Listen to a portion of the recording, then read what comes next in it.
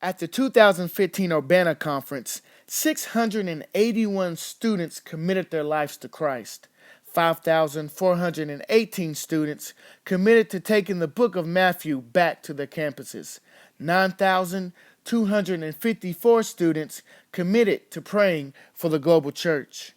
InterVarsity sponsors a thing called Urbana every 3 years, and it's 16,000 students that converge on St. Louis, Missouri for a time to study the book of Matthew in a very deep way.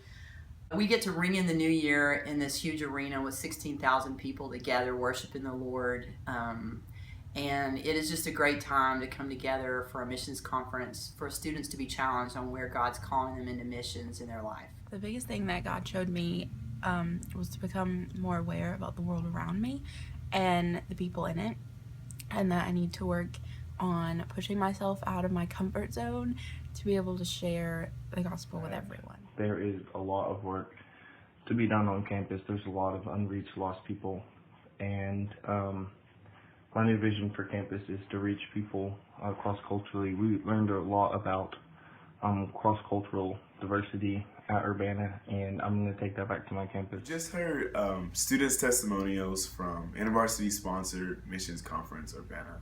At the end of a year with so much pain and racial tension, it's a move of the Holy Spirit to see students, 16,000 students of different faiths, different ethnicities, different cultural backgrounds, worshiping together in one place where every culture is celebrated, every culture is acknowledged and affirmed.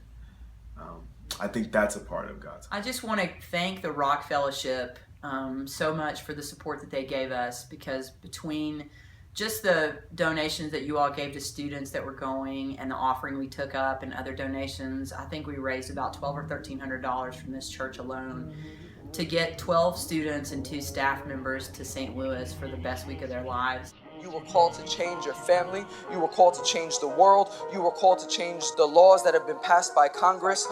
You could break the chains of poverty in your neighborhood. You could break the chains of drug addiction, alcoholism, low self-esteem in your high school, in your junior high school, in your college, anger, abuse, all of it is not a waste of time. You will find moments where you feel inadequate.